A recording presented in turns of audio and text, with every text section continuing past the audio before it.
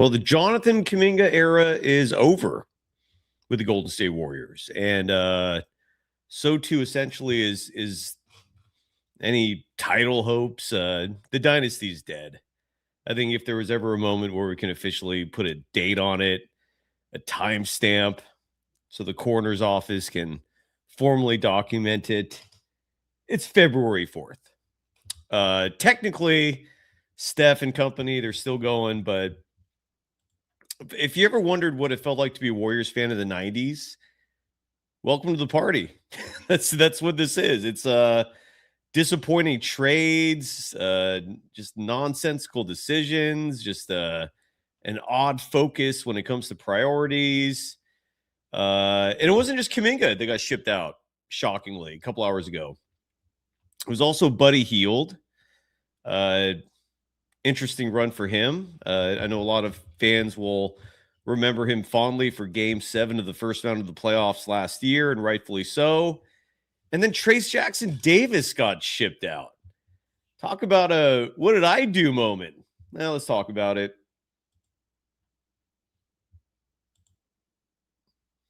As Arad said in our chat, stupid. We're powered by FanDuel. The show is called The Golden Days.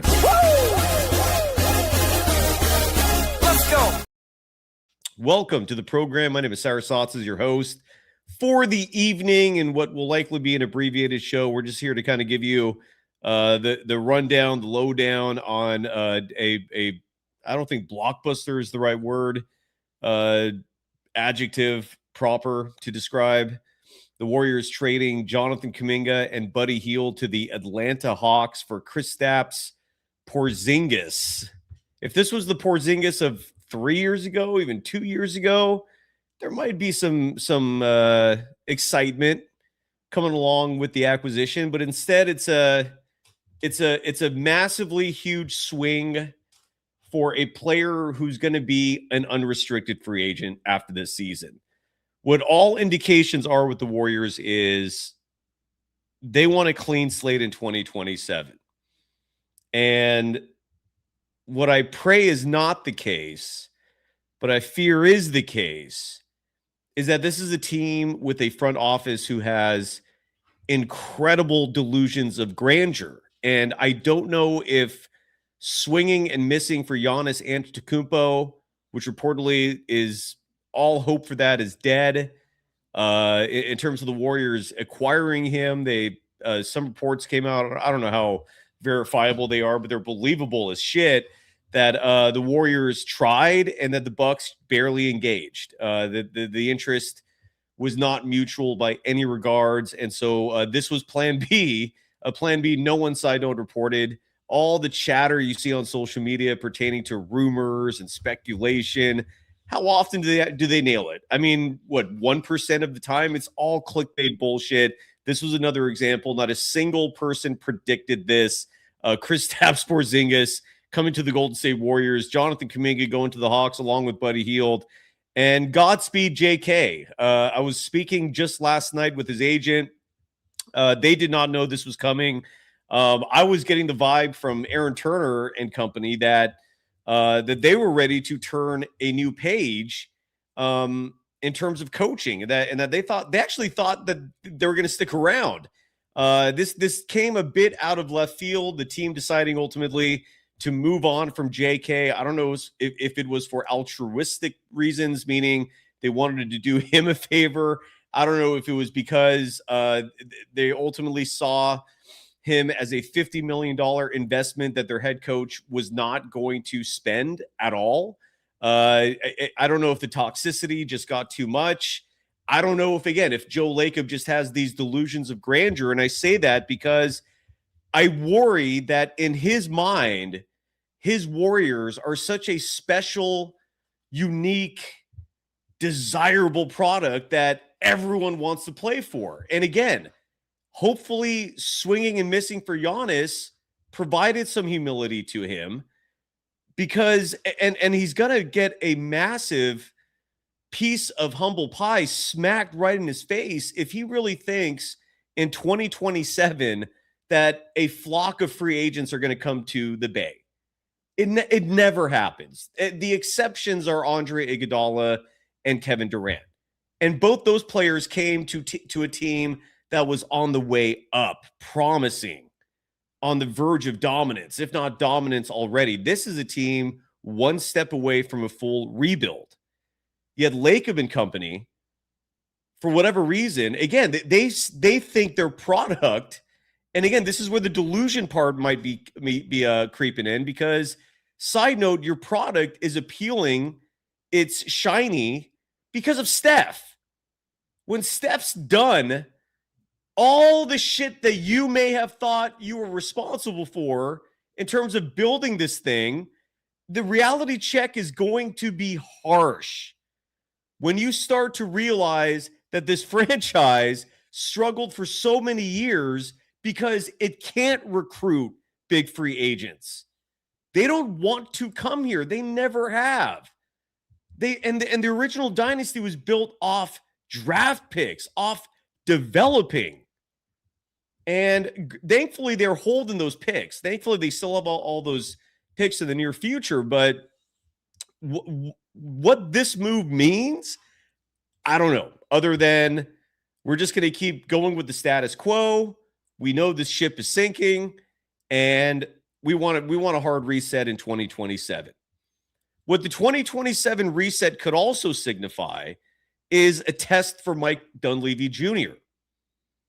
Meaning, ownership is giving him an opportunity to form a franchise basically from scratch. In a lot of ways, a similar opportunity to what Bob Myers had, except Bob Myers also had Steph. But in this case, Mike Dunleavy Jr. will not have that luxury.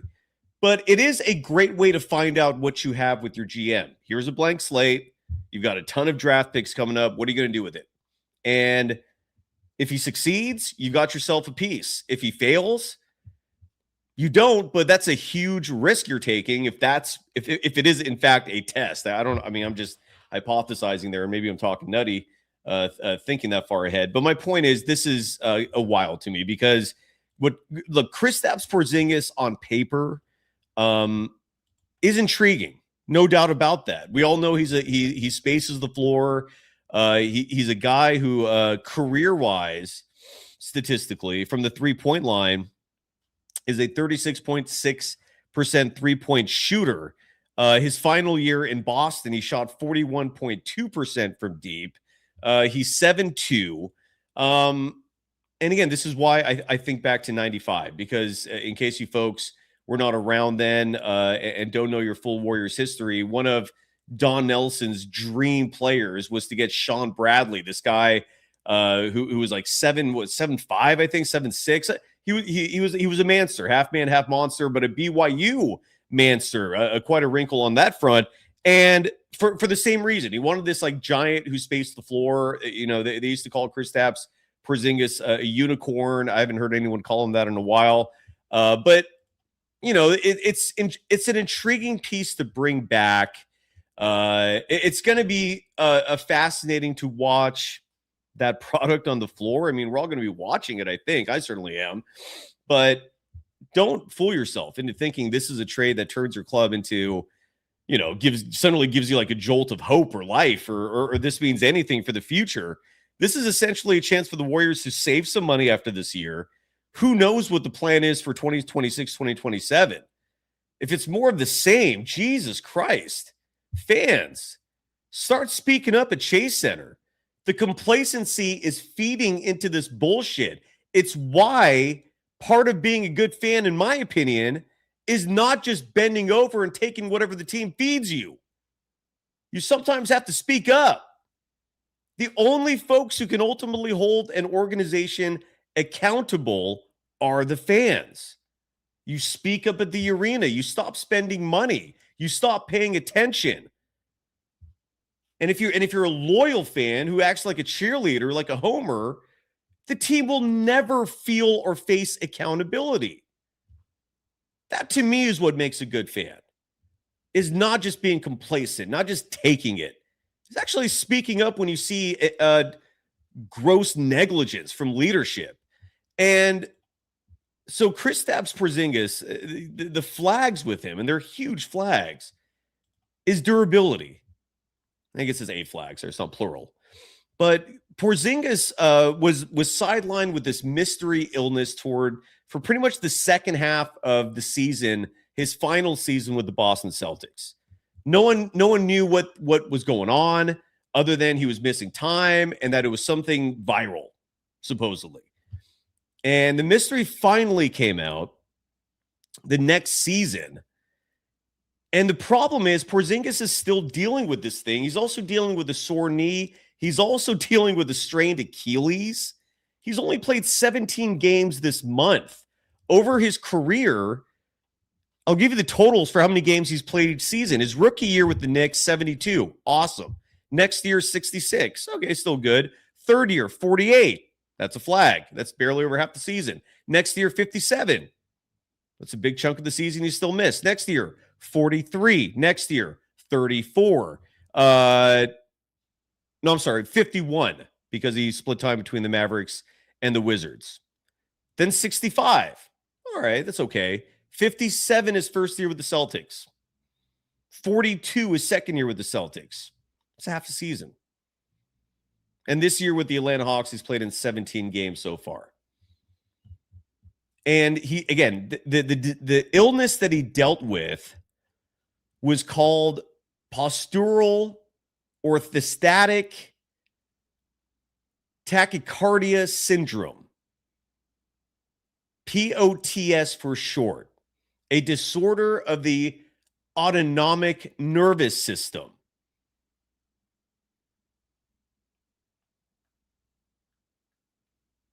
So that's what they traded for. Now, the good news is it is an expiring deal. So you're not investing a lot. But so what? I mean, okay, great. You save money. How does that benefit the team? How does that benefit anybody other than ownership? If his contract's going to be off the books next summer, how does that help Steph? I mean, is this basically, does this mean we're going to get another year of this bullshit with Kerr and is this team foolishly actually holding out hope for Jimmy Butler next year at 37 years of age? I mean, this is not a move that helps Steph. As Apollo God in the chat writes, poor Steph. Yeah, absolutely poor Steph. This was brutal. If Kristaps Porziņģis manages to actually find time to play minutes this year, again, it's going to be intriguing watching him on the floor with this team. Porziņģis and Al Horford, side note, were teammates on the title Celtics team. Some people clinging on to that hope like it's going to be replicated. Porziņģis, side note, 30 years of age, will be 31 before next season starts. And again, now the good news, there's a lot of it's a mixed bag here with this guy, because the good news is we might see him. The Warriors might see Porziņģis dressed up and playing. Sorry, I'm looking at my schedule here. As early as Saturday at the Lakers. I think more realistically, though, it's going to be his debut will be Monday at home against the Grizzlies. A great chance to ease him in against mediocre opposition. You're playing this game at home. And the reason why I say that is because Porziņģis was on the injury report just the day ago, listed as questionable, meaning he was getting set to possibly come back after missing nearly a month because of an Achilles strain, which, side note, that's a huge flag in and of itself for any player. An Achilles strain? Are you out of your mind? So that's who the Warriors traded for, is a guy who is recovering from an Achilles strain, who's been dealing with knee soreness all year, who has an autoimmune disorder that's likely going to plague him for the rest of his life. I know from what I researched, supposedly doctors have found a way to manage it, but at the same time, I also see reports to say that it sometimes does affect him and it brings him down and he has to recover. And so this is not serious. This is not a serious move. And Hamza Kassem is writing in our chat, at least the JK drama is over. I can promise you this, you're going to miss the JK drama if what the Warriors turn into is irrelevancy, which is what they're one step away from right now. That's what this move did. It moved them toward just being irrelevant, just being a has-been, being oh my God, like not even a play-in. They'll probably make the play-in this year, not next year. I mean, next year, if they're going to run this back one more time, oof, next year is going to be really rough. It's going to be like one of those seasons where you win like 30 games.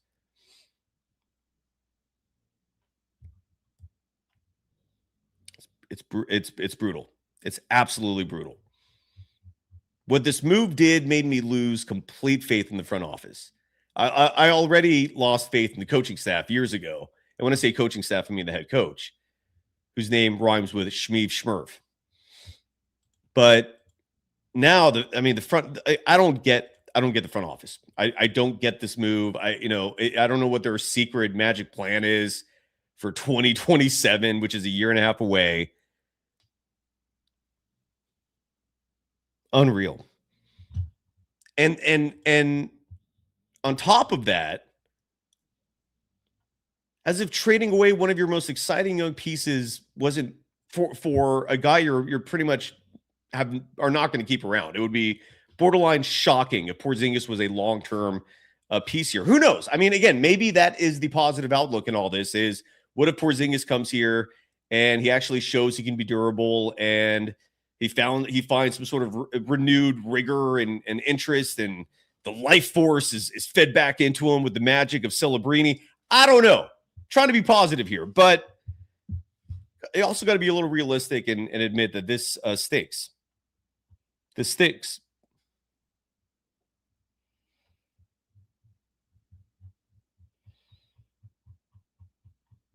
And then the other part of this, which is really bizarre, was the team trading away Trayce Jackson-Davis. Side note, no side note, just why? The Warriors traded Trayce Jackson-Davis away for a 20, I think, hold on, let me double check here. I think it was for a second round pick from the Toronto Raptors, but the pick was actually owned by the LA Lakers. Well, let me confirm this one again really fast.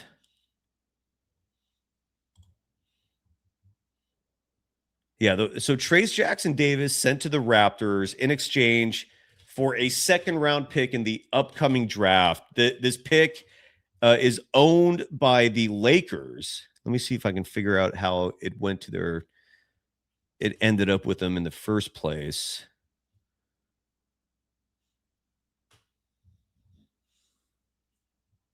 Yeah, so it originally belonged to the Lakers. So, and the Lakers are going to finish with likely the seventh best record in the NBA, the 8th, which means they traded Trayce Jackson-Davis away for basically the a second round pick in the 50s is what that's going to end up with. I like Trayce Jackson-Davis, and I get it. A Peanut in our chat saying they traded him to sign Pat Spencer. Great. Yay. Just what we need. More minutes of Pat Spencer and Brandon Podziemski together. Like, that's a winning combination. Super. Woohoo. Yay. The Warriors get to convert a two-way contract because that's what championship teams do. Woo. All right, let's just stay calm here. Don't get all crazy on me. This is literally the kind of trade that Don Nelson would have done in 1995. In 95, the Warriors traded Chris Webber. And I'm not saying Jonathan Kuminga is Chris Webber, but the situations are comparable. And, side note, we now get to see what Kuminga does with the Hawks. At least it's in the East. At least the Warriors were sensible enough to send him far away, 3,000 miles. But That's gonna be a massively added sting if he goes there, teams up with Jalen Johnson, and suddenly they're just running roughshod over the Eastern Conference. Oh my God. Yeah, Damian LaRoche bringing up, so Chris Webber in 95 plays 1 year with the Warriors, doesn't get along with Don Nelson, which is who Steve Kerr resembles far more than any of the all-time great coaches. And after 1 year, they're forced to trade Webber for Tom Gugliotta. And Chris Webber did them a favor, even letting that trade happen. Webber could have just gotten out of the contract and been an unrestricted free agent. The Warriors managed to save some face and salvage some return on the investment, a minimal amount, and they get Tom Gugliotta. This time they get Kristaps Porziņģis.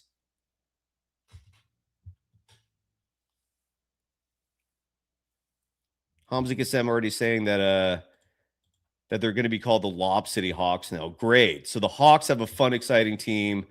We're left with hoping Stephen Curry doesn't have runner's knee. That's where we're at. What is Joe Lacob doing? Joe, what is all this, man? Playing the part of CEO a little too much these days. And in the same way that Steve Kerr plays his favorites, I'm really starting to wonder if Joe Lacob looks at Steve Kerr as one of his favorites. And if that's true, then the Warriors are screwed. Everything that the Joe Lacob haters have been saying, you're right. You win. That's where we're at.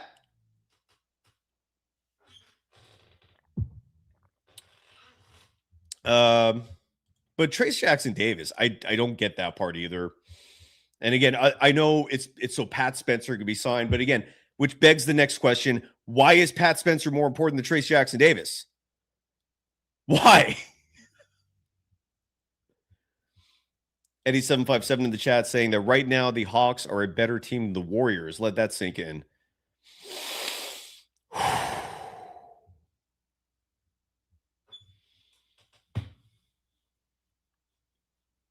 Young Wes is, and again, this is the optimistic viewpoint on this trade from Young Wes, saying if Kristaps Porziņģis actually plays, this trade wouldn't be that bad. And that is that's the optimistic approach to this.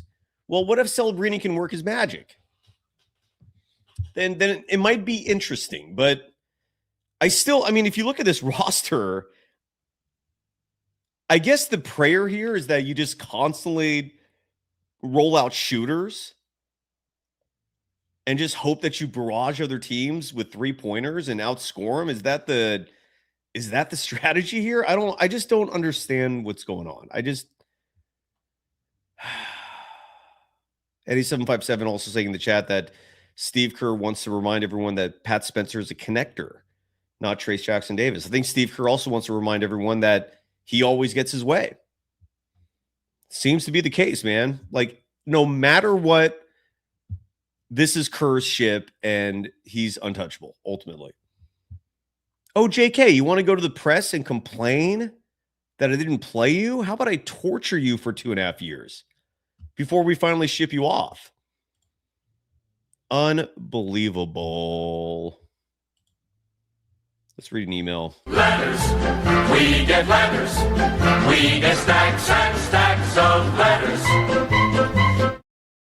Tracy McKendall, who I have a bunch of emails that are non-trade related, I'll say, for tomorrow night. Side note, Warriors and Suns are back tomorrow night. Did not even get a chance to mention the line, courtesy of FanDuel, the official sportsbook of Golden Days and the Believe Network. The Warriors currently 6.5-point underdogs at Phoenix tomorrow. Stephen Curry is out with runner's knee. Kristaps Porziņģis will not be playing in that game. I don't know who is. Devin Booker is also out. So if there's a little optimism there for the Warriors for tomorrow's game, there's that. The Phoenix is also missing their best player. But the Warriors will be missing Steph. They'll be missing Seth. Anyways, so tomorrow night we'll go back to the normal programming, if you will. But Tracy McKendall, who's also, I believe, in our chat right now, emailing perfect Kerr now has a stretch big who he won't even have to play. No net change for the Dubs. Bench for bench. Fire Kerr now. Tracy. A lot of emojis in this email as well. Not the friendly kinds. Sad, angry. You know that red emoji, the red one?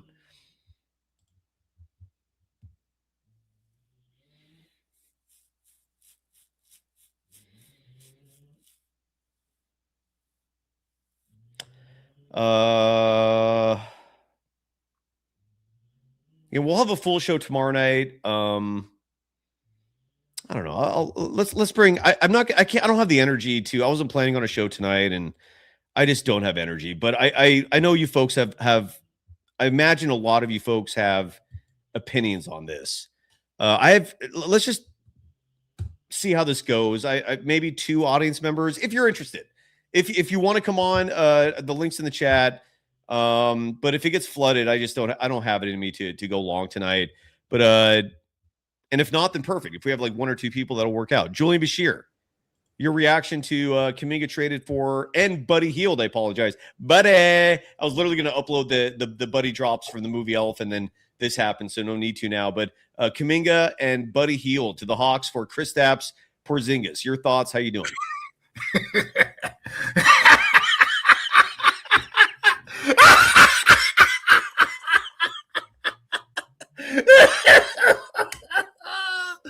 Woo! Oh man, what a terrible worst case scenario for the Warriors. And yeah, this is worse than whatever Armando could have predicted as far as a role player for Kerr, because you've got nothing back, like no second round pick. I don't even think there's negotiating. And also Kristaps, he's never healthy. Yeah, he won a chip by sitting on the playoffs. This might have been a good trade if Butler was still healthy and you want to take a swing at it. But you still have the exact same problems left on this team. You have way too many guards. Yeah, you got rid of Buddy. But I haven't seen a report that they're re-signing Pat Spencer. But this is a terrible shit show. I feel I don't know. Maybe I'll say I feel bad for Curry. But this, like, what's your lineup going to be? Curry, Pods, who's small, Moody, then Green, who's clearly disinterested for the rest of the season, and then you can have Porziņģis that's going to be moved around, bullied a bit, and there's always the if he's going to get injured or not. Like this. Did you see Big Perk's reaction to this trade? I did. But he was like, did Porziņģis still play in the here? He said, does he still play? Big Perk has been on fire with this whole thing. He has not been letting Kerr off the hook at all. Bless you, Big Perk, who until recently I've not agreed a lot with, but in this situation with the Warriors this year, he's been nailing it. And here's Big Perk. This was him jumping on ESPN Sports Center, and he was asked about the trade. I forgot he still played basketball. Come on, man. Come on. No, I'm serious. I'm serious. I haven't heard his name till tonight. It does absolutely nothing for me. I mean, when you talk about what we've been discussing over the last 2 weeks, we've been talking about pairing Steph with Giannis. Now all of a sudden it's just Kristaps Porziņģis. That don't move the needle for me, and it damn sure don't move the needle for the Warriors and Steph Curry. I forgot it broke the needle. There's no more needle right now. And in case you're listening on the podcast, like the anchor just couldn't hold back when he heard that. He was laughing so hard, and he's right. I haven't thought of Kristaps Porziņģis in months. Like he's only played in 17 games this year. And again, I know Rick Celebrini is he's a master healer. He's got the special hands, but even this I think might be too much over his pay grade, right? I don't even know if Celebrini can, wave his magic wand and make this one work. Who knows? But I know people that don't believe in Kuminga won't get this, but those that believe in Kuminga, what the Warriors have just done for the Atlanta Hawks is make them the OKC of the East. Dude. And so what I mean by that is that the majority of their players are 24 Jalen Johnson. You have 25 Onyeka, 22 Dyson Daniels. Now you have a 23-year-old Jonathan Kuminga. Nikhil Alexander-Walker is a 27-year-old veteran. You have CJ McCollum that can teach him some things. You have Quinn Snyder as a great coach. This is, I mean, I wish the best for Kuminga. I was hoping that he'll get on a fringe play-in team or maybe like even the Lakers, even though that was impossible. But this is the best case scenario for Kuminga. And I don't think the Warriors did this as a favor. I just think it's bad decision-making. Like they traded Poole for CP3 and they gave a pick for CP3 when they could have had Porzingis then for Poole. And now you're just threw away Kuminga for a tissue paper, barely part-time player. But this is going to be fun. I'm still going to come here. I'm going to watch both Warriors games and Hawks games, dropping the stats. But I think that the Hawks now they're definitely going farther than the Warriors this season in their conference. Julian, in your opinion, and let's keep these calls short, please, if we don't mind. Yep. I want to get through this tonight. We'll have a full show tomorrow night. But in your opinion, like, do you think, like in Joe Lacob's head, that this was a move that he thought would excite the fan base? I cannot give you that delusional is what I'm asking. Yes or no, because I've said this before. I don't understand how he became a billionaire based on the indecision making that he's made, because he's clearly not ruthless. And he's too kind, he's too welcoming, he has too many friends in the business of the Warriors right now. And like, so if he can't make the decisions that he should have made 3 years ago, I don't think there's any rationality of what he's thinking other than probably still listening to Steve Kerr, and Kerr is delusional. And if Kerr told him, hey, you see how it works with post and Horford shooting threes, if we could just get a solid three-point shooting center, we still have a chance. No, you have no chance. You have no chance as long as Pods is still playing on this team. The rest of the roster is slow, old, and short. Curry and Kristaps, even a healthy Kristaps, is not beating Portland in the play-in. I'm sorry. You're going to make the play-in. You're going to lose if you're number what? Was it 7? You're going to lose both play-in games. If you're number 8, they're going to be at best 8. At best, I mean, right now they're in danger of the Clippers catching them. Like my prediction is the Warriors will finish 9th in the play-in. That's where I see them falling, because I don't see them catching either Phoenix or Minnesota, who are currently fighting for the 6-7. So the Warriors are at 8. They just have a 2-game lead over the Clippers for 9. The Clippers have been balling. They've won, I think, 17 of the last 18, or that was before their last game. So I think 17 of the last 20. And look, I know people have differing opinions on this. I think they won that Darius Garland trade if he can be healthy. But this is, I see the 9 seed is what I see, and I'm with you. So in all likelihood, they'll be the 9 seed. Their first round matchup would be a 9-10 game against Portland, a single elimination. You lose that game, your season's over. And Portland's won 3 of 4 this year against them. The one win for the Warriors, Portland had Denny Optia and I think 2 other dudes sitting out. So none of this bodes well. None of this bodes well. And I was going to say that, I lost my train of thought, but sorry if it got more people, but I know there's one last point. The point I wanted to make is that the plan that you can read is here's another thing about Joe Lacob. He's clearly listening to Mike Dunleavy. I think Dunleavy has shown that he's not a good GM. He's looking out for Butler as a friend. He traded for his friend, and he told his friend, "We're not trading you. You have a valuable dead contract that could have got you a big portion. Pair Butler up with Kuminga and bring something back to the Bay that could have helped." Their plan right now is we got Porzingis, and next year we're going to get Butler halfway through the season. If DeAnthony Melton is still on a minutes restriction, what the hell do you think is going to be with Butler when he comes back next year? So not only is he going to come back half the season, he's going to be on a minutes restriction until the playoffs, and that's your plan. Curry, Butler, Green, Porzingis, all, the main core over 35, and Porzingis. Just remember, Trace McGrady retired at 32. Porzingis is done. He might have some years left, but you're not. Well, and what we're seeing, and truth is, I was starting to not get as excited about the Giannis trade, largely because what we're seeing the NBA transform into is rewarding speed and athleticism. The pace of the game has never been faster, in my opinion. Statistically, the only other era that compares is the mid 80s, when you had teams like the Showtime Lakers, the Denver Nuggets, who were grossly underrated. I believe this was the Alex English days. What was the guy that a lot of people still compare his shooting style to Steph? Mahmoud. Yes. And anyways, point is, that team used to put up a shitload of points. And what I'm trying to say here is, you're seeing a lot of these calf injuries. You're seeing way more of these Achilles injuries, and it's leaning more and more toward the reason of that being this game is fast. If you cannot keep up, your body's going to start breaking down when you try to. And Giannis, you're seeing these calf injuries happen over and over again.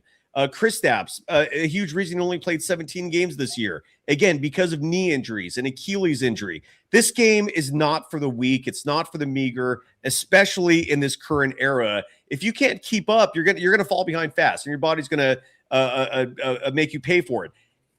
I'm with you, man. I don't see how Kristaps survives, and I don't see how this Warriors team, as currently, because the starting five right now is what? Steph, Dre, Kristaps Porzingis, Pods and Moody.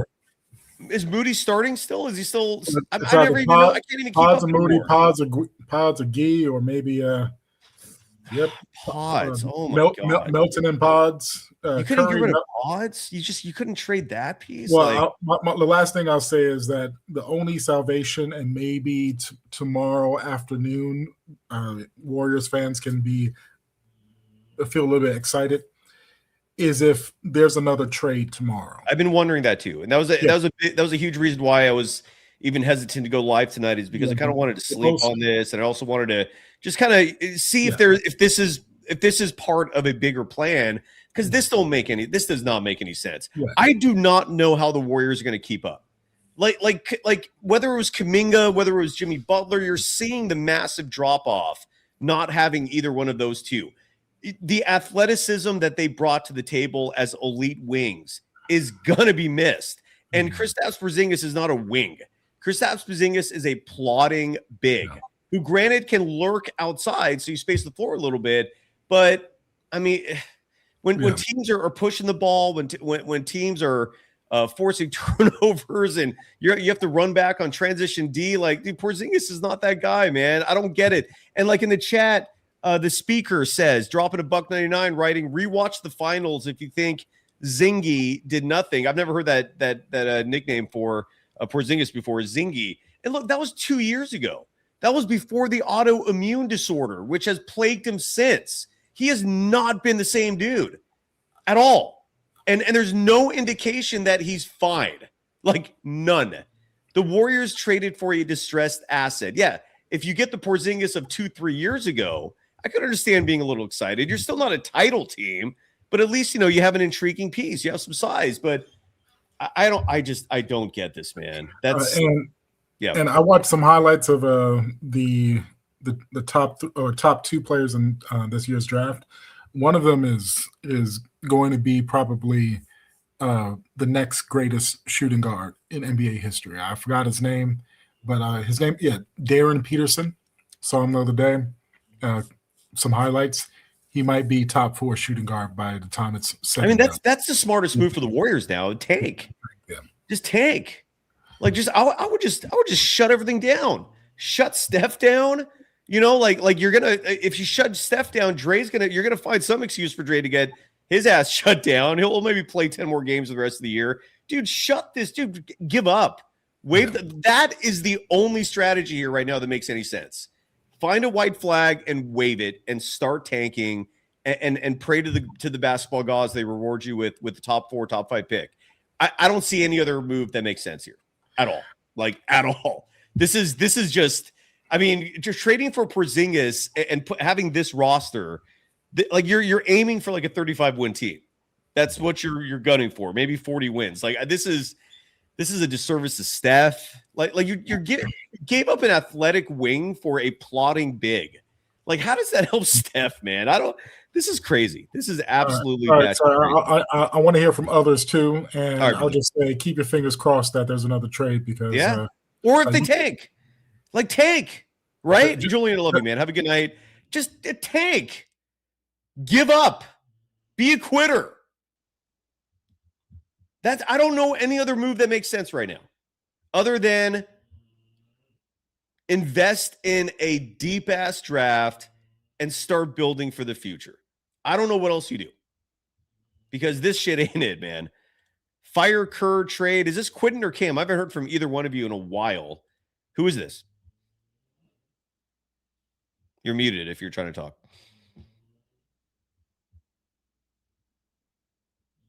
Cam, Quentin.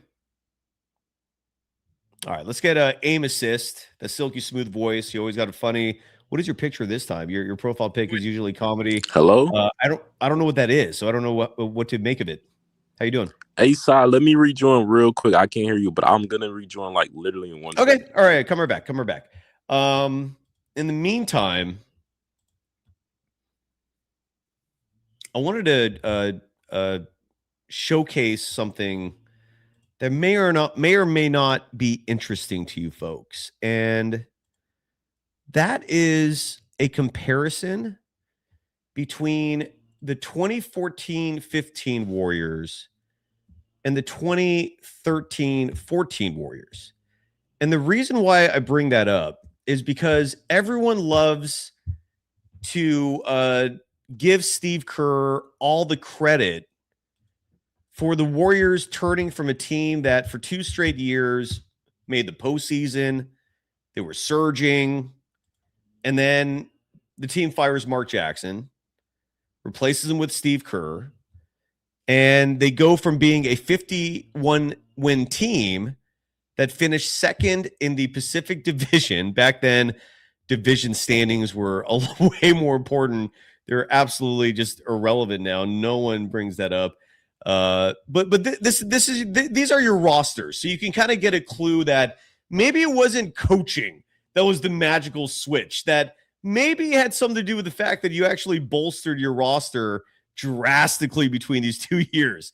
And I'll explain what I mean right now. In 2013-14, again, this was the team that fell to the LA Clippers in the first round in 7 games, a series that unfortunately was mired with injuries by the Golden State Warriors. Andrew Bogut being the most costly. Draymond Green, just the other day on his podcast, brought that up as being an underrated moment in his career because he valued Andrew Bogut so much and his absence hurt them that much. But these were the rosters for the 2 teams because they were drastically different.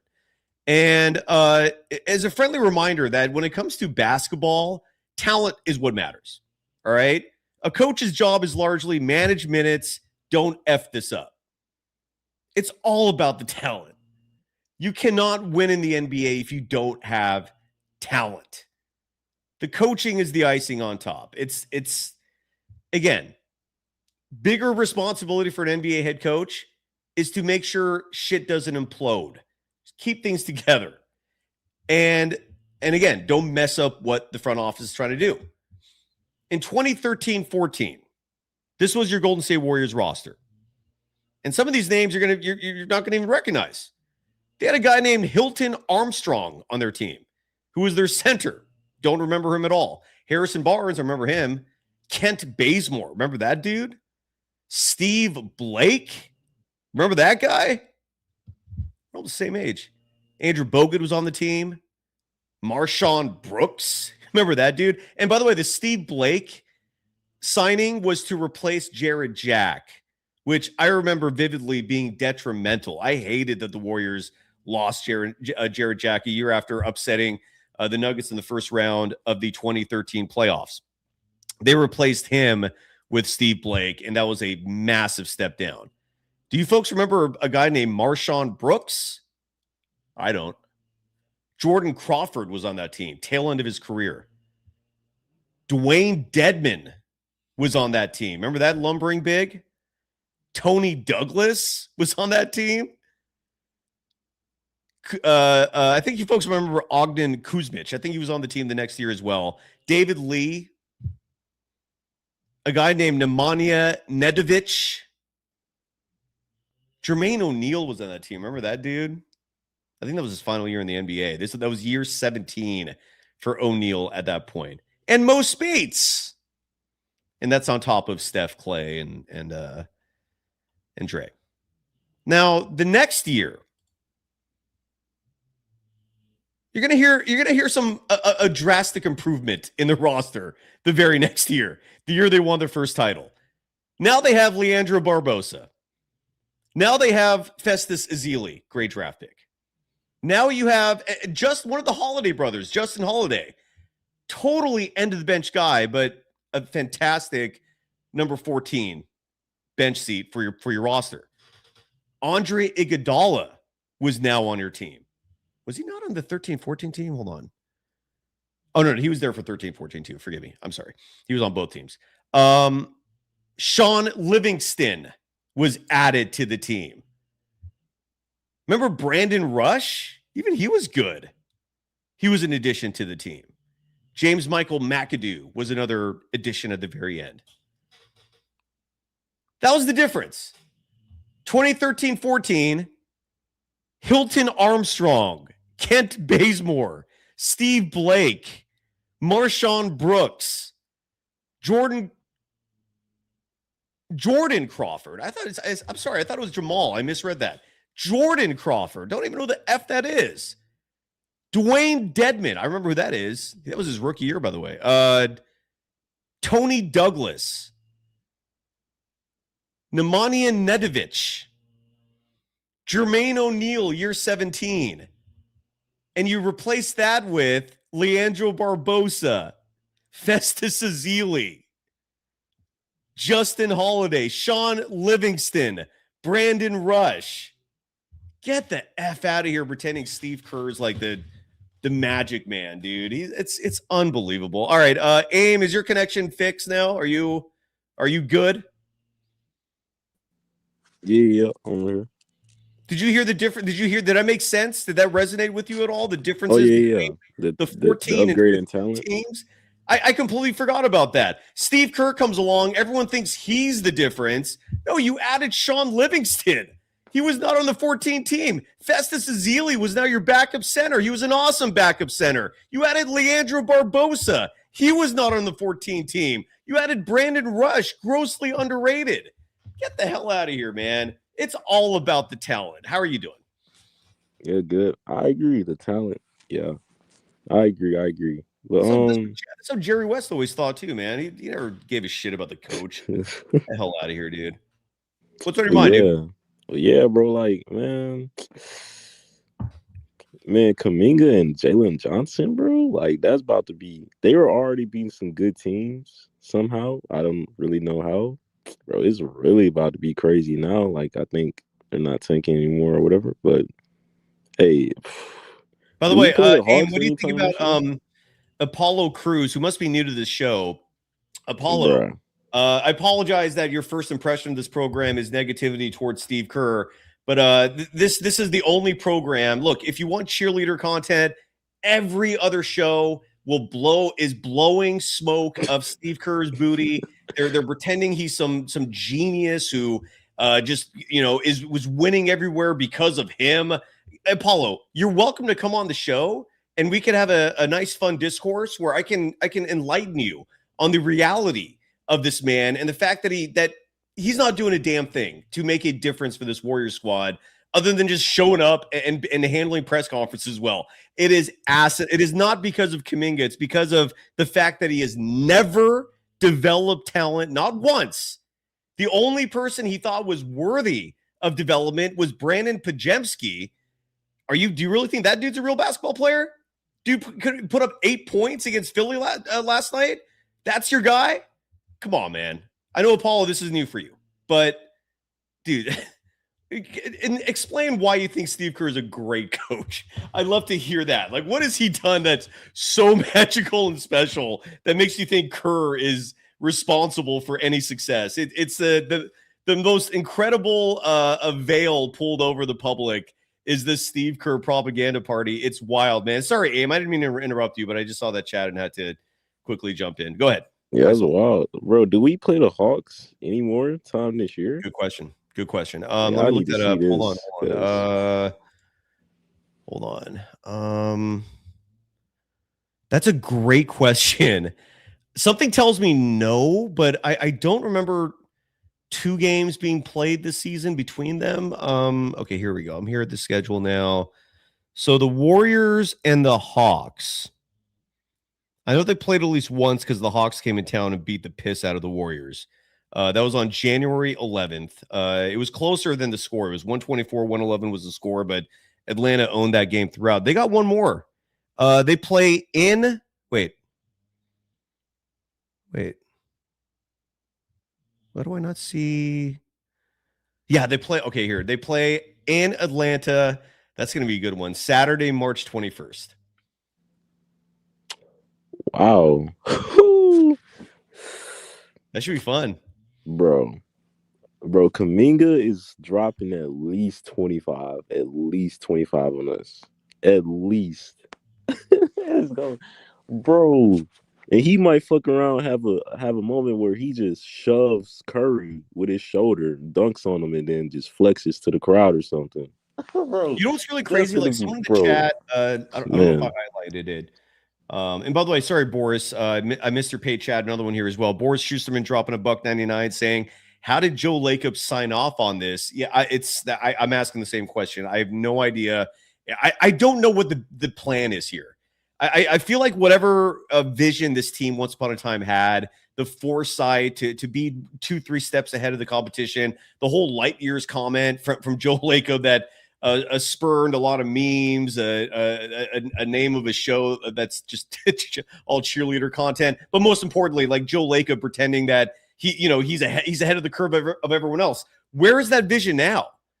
Like, and this is why I keep going back to Bob Myers, man. Like, I miss Bob so much. Like he always was a step of the competition. He was always playing chess when everyone else was playing checkers, man. What he did to get Andrew Wiggins after Kevin Durant decided, I want nothing to do with this because of Steve Kerr was magical. Bob Myers signed Sean Livingston. Bob Myers signed David West. Bob Myers was assistant GM for Klay Thompson being drafted. Bob Myers drafted Draymond Green, Festus Ezeli, Harrison Barnes, who turned into Kevin Durant, that Bob Myers traded for. Granted, the team went to the Hampton Five meeting, but you got to give credit to the GM when it's deserved. He's who else signed Otto Porter Jr.? Who else had the foresight and the ingenuity to sign Nemanja Bjelica? Who had the foresight to convince the team to keep GP2? It was Myers, man. And now we're making trades for Kristaps Porziņģis when he's on the wrong side of his career.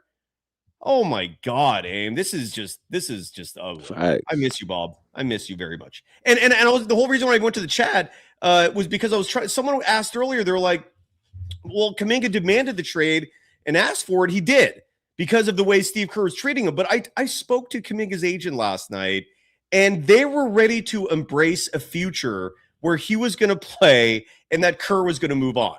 Their tone had shifted. I mean, they wanted out regardless, but what can you do? You have to accept reality, and when circumstances are out of your hand, you got to just roll with it, right? And so he was ready to roll with it, and then they trade him today for Kristaps Porziņģis. Yay! Just woo! Kristaps Porziņģis. Oh boy, I'm gonna shut up, Aim. You need to talk. I apologize. I'm jumping. Yeah, bro. Like, and it's crazy because we feeding the East, bro. Like the Raptors needed a backup center badly. They really ain't got no center right now because Jakob's injured. And then it's crazy because I never imagined the Hornets and the Hawks would be better than the Warriors in 2026. Like I never thought that would happen. Like the Hornets are on a winning streak. The Hornets, Bro, we play the Hornets right now, we would get destroyed. I swear. We would absolutely get destroyed by them right now. You might be They're right. like a 7-game win streak, and they just like torch the Spurs too as well. We would get destroyed by them right now. Like, it's a completely different team. And on top of that, like, the Utah Jazz have a better future than us now. Like, they just got Jaren Jackson Jr. Like, bro, I'm gonna tell y'all straight up, bro. In 2027, bro, I'm watching the Hornets. I'm watching all these other teams. I'm not watching Brandon Podziemski first option hoops. I just refuse to do that. So I'm already ready to move on. I'm going to watch the Warriors a little bit, but bro, Brandon, Sai, are you ready for like Brandon Podziemski first option hoops? Are you ready for that? I don't have a choice. I'm not going to quit this show. You know, I Man. have to. I'm here. I'm here no matter what. Am I excited for it? F no. Did my job just go from being like once upon a time fun to being stressful to now just potentially boring? Yeah, Damn. that's where we're at. Damn, Paz just ruined your job, bro. And I wouldn't be complaining if I was rich from this job, but I ain't rich. I'm surviving barely, but this is real work. I promise you. There are a lot of hours being put into this, and the negative energy constantly coming back here. It ain't fun to deal with, man. I promise you that. With all that said, though, I mean, look, it's a blessing that we have this crew. I can't thank all of you enough for how good you make me feel. Just engaging with you people is amazing. Like even though we're virtually in different places, it doesn't feel like that when I'm talking with each and every one of you. Aim, you include. Aim, where are you, by the way? It's been so long since I've asked you that. I've forgotten. Like, where on the planet are you joining us from? Oh, when I first joined, I was in Louisiana, but I'm in Kentucky now, though. What happened? Why'd you change? Oh, no, I just went to college. That's all. So were you going to school in Louisiana, or you're going to school now? I'm going to school in Kentucky. What school? Do you mind if I ask? It's HBCU. Probably don't know it. Well, I've been to Louisville and I've been to Bowling Green. That's my Kentucky experience. I loved Kentucky, man. I made sure to have some fried chicken while I was there, and it was really good. Like people grossly underrate to me the topography. Like there's mountains there. It's very outdoorsy. It's a beautiful place. I want to go back one day for the Kentucky Derby. It's on my list that I want to check off. But are you happy? Do you like it there? Oh yeah, for sure. Way better when I was at. Good. Yeah. Do you have people that you can talk Warriors with? Man, I be talking Warriors on my TikTok. All right. Yeah, a little bit. I be telling them I got a little tier list, and I be having Buddy Hield and Podziemski and Trash tier every time, and I just haven't moved them since like the third week of the season. So they just been sitting there the whole time. But man, bro, Sai, bro, like, what do you think about the Jazz trade though? Like now they have Laurie, Jaren Jackson, Walker Kessler, Keontae. Like, what do you think about that? You know who excites me the most is a guy that I keep forgetting to bring up, and you just forgot to bring up, and that's Ace Bailey. Oh, like you got all those pieces you mentioned, and again, I don't know what the big plan is for them either. But if they're going the Houston Rockets route, where you're just building this huge, monstrous front court that's athletic and can play defense and can shoot threes. I don't know if Walker Kessler can shoot threes, but he can body up with most guys. It's an interesting approach. And then you got Ace Bailey and Keontae George as your wings. It's more exciting than the Warriors right now. Man, bro. But yeah, it is more people coming on, but man, yeah, it's just sad, bro. And just everybody just remember Brandon Podziemski sucks, bro. Just remember that.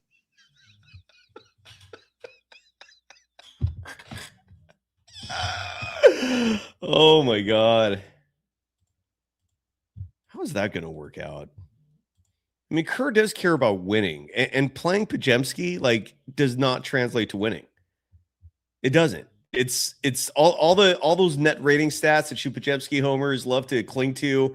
That ain't there this year because he's not surrounded by elite Hall of Fame greats. He's surrounded by veterans on the decline and a whole bunch of young random role players.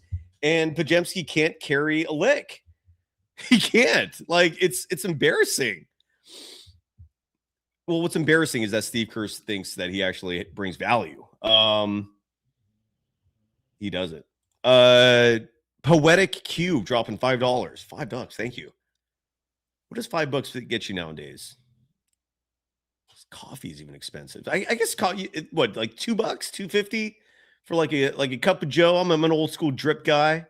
And then maybe like a muffin. Is that what $5 can get you at like a coffee shop these days? Thank you for that, Poetic Cube. I appreciate you saying, can you think of any advantages in this trade? That's the big question. No. The only advantage I see is the Warriors saving money because they got Kuminga's next year off the books. Porziņģis is an unrestricted free agent after this year. So that's the only benefit. And they got Buddy Hield's contract off. They don't have to worry about that $3 million buyout to get him off the books next season. I don't see a single benefit for this other than the organization saving money. Unless Porziņģis can magically just revert to his form from 2-3 years ago. I mean, if that can happen, huge what if, but if that can happen, you might see something fun out there. Poetic Cube adding, I'm honestly scratching my head. He can spread the floor. Does that count? Yeah. I mean, Steve Kerr loves his gravity. Porziņģis this season, give you a little breakdown. He played 3 games in January. He played, and he's not even like a heavy minutes guy. He played 3 minutes in January, averaged 19.7 minutes per game. Do not expect him to play back-to-backs at all this year. How many more back-to-backs do the Warriors have? Let me look that up real quickly here. So the Warriors for the remainder of the season, they're currently 27-24. So they have 31 games left. And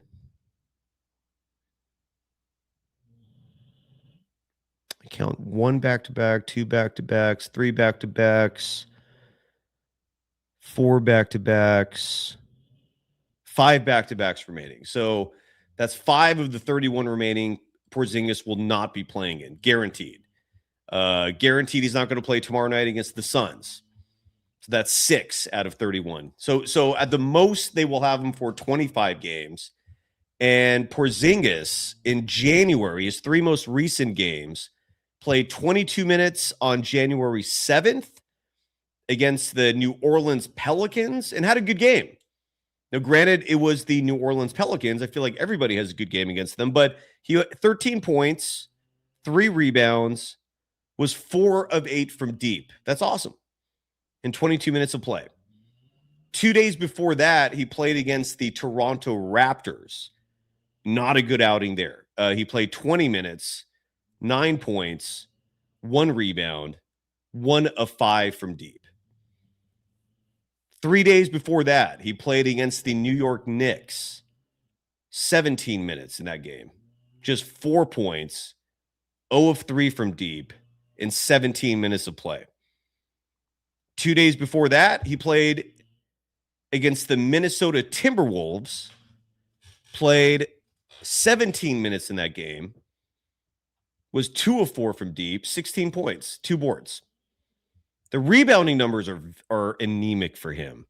But then he missed 3 weeks between that and a game on December 5th against the Nuggets, where he played 20 minutes, probably one of his better games of the year, 25 points, 4 of 7 from deep.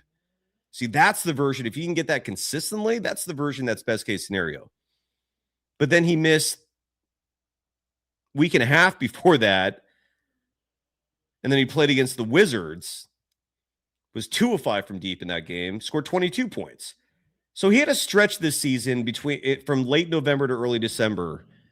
He had 3 really good games. The 2 I just mentioned, and then again, New Orleans, where he played a season high 33 minutes and dropped 30.7 rebounds. So November was his best stretch, where I think the Hawks were even a little optimistic. In the month of November, he averaged 18.5 points per game, 6 rebounds per game, but he only shot 27.8% from deep. In December, he played just twice, 2 games. But those 2 games, he was productive. 20.5 points per game, just 2 rebounds per game, did shoot 54.5% from deep. And in January, he plays 3 games, 3 bad games, 8.7 points per game, 4 rebounds per game, 31.3% shooting from deep. That's the Kristaps Porziņģis experience. And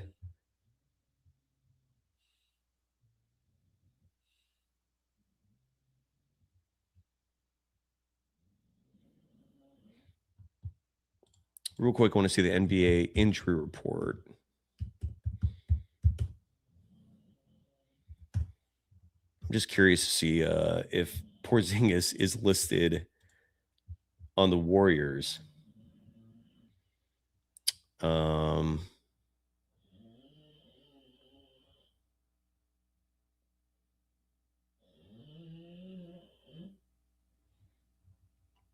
He's not. Let's see if the Atlanta Hawks had listed him. So Porziņģis was listed as. See, yeah, this is what I'm saying. So, and this is the weird thing about Porziņģis, right? Porziņģis was actually listed as questionable. He is listed currently. The newest injury report that came out at 10 minutes ago, 11 minutes ago, has literally, right now it is 11:56 p.m. Pacific time. Kristaps Porziņģis listed as questionable for Atlanta's next game, which was supposed to be, let me go back to that real fast here. So the Atlanta Hawks next game was scheduled for tomorrow, hosting the Utah Jazz, and Porziņģis was questionable for that game. That's why I think there is a shot he will play either Saturday, more than likely Monday. Now, here's the downside to the questionable status, is the reasoning. As I mentioned earlier, Porziņģis has been plagued, literally, not figuratively, literally, with postural orthostatic tachycardia syndrome, POTS for short, a disorder of the autonomic nervous system. And the reason he was listed as questionable on the injury report was illness. And that's why I don't think you can count him. More specifically, you can't rely on him. Like that, like durability is a negative factor with him. Who knows?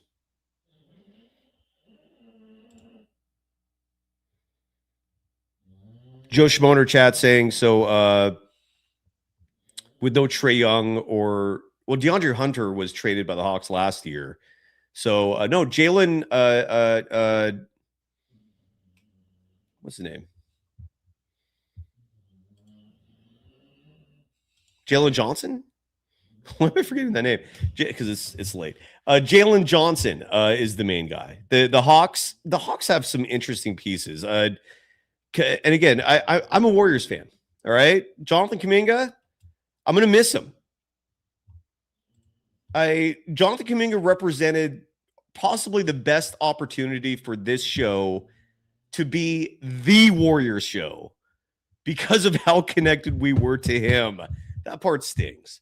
But while I wish him all the best, I really do, man. I cannot think of a more toxic situation for a young basketball player to find himself in than what Kuminga and any other young player, with not named Brandon Podziemski, has had to deal with playing for the Golden State Warriors. With that said, he's now an Atlanta Hawk. Go F yourself. You're now the enemy. Bye. Don't let the door hit your ass on the way out, man. This is a Warriors show. And with that said, the Atlanta Hawks, man, he's going to a team that has promise. I mean, Jalen Johnson, Kuminga, Nickeil Alexander-Walker, Okongwu's a solid big. Dude, they got Dyson Daniels. They're 5. And they got Corey Kispert from that Trae Young trade.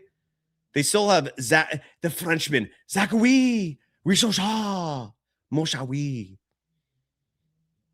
Do they still have Luke Kennard? I think they traded him, but that dude, they've got a team. If you're going to jump ship on the Warriors, that's not a bad place to go to. But no jumping ship here ever. Ever. The Professor Armando Laura. What is up, brother? Joshua Dave Labrador saying Kawhi Leonard is the answer. That's if LA is willing to give him up. LA is not in a rebuild. Kawhi Leonard was just named to the All-Star game. Side note, the All-Star game represents the 24 best players unless you come up with new rules. Case in point, the NBA, with this weird format they have this season with the Team US 16 Americans, 8 world players. Well, it turns out they did not have enough Americans. They had apparently the math came out as 15 Americans, 9 world players, because Karl Anthony Towns does not affiliate with the U.S.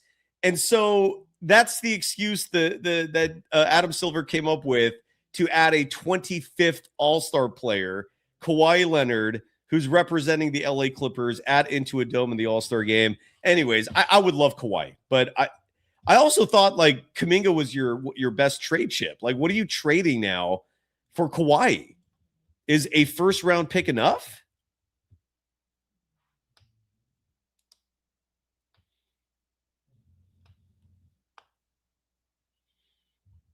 All right, I'm going to give this one more try. Are you with us, Cam or Quidden? Yo, what's up? What's up, man? Man, my bad, I didn't hear you the first time. But man, Okay. there's some crazy work we got going on. But I don't give a fuck. I'm not giving up on Curry. I still got hope. A small, very small chance this year. I don't believe y'all said like with Pod's first option. Curry's not gonna be here next year, so he's not gonna be no first option next year. A regular, real coach is gonna have his ass on the bench. So I'm not worried about Podziemski.